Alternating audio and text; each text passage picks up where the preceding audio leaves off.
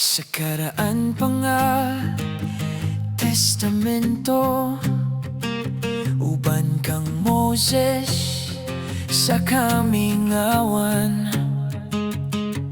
Balaod nga puno og mga sugo, usa ka sipyat, igo kadayon.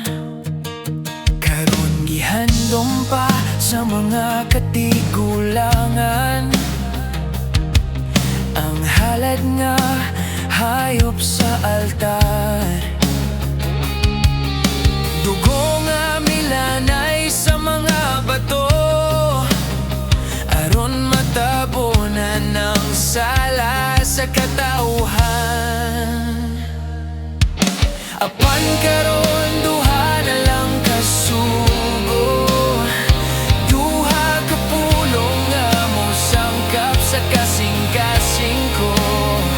Higugmaa ang Diyos sa tanang kusog nimo, higugmaa ang silingan sama sa kaugalingon mo. Duha ka sugo, pero bugat kung way gugma sa sulod nimo.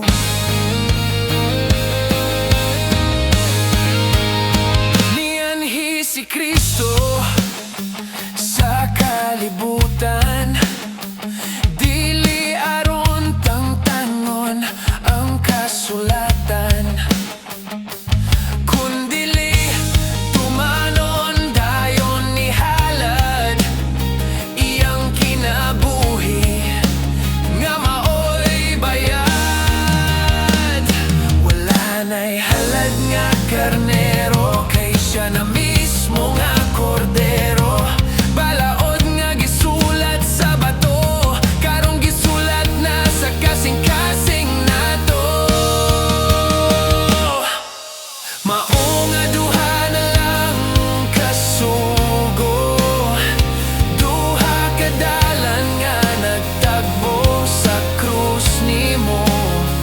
Higugmaa ang Diyos sa hunahuna ug kalag, higugmaa ang silingan bisan sakit ug bugat.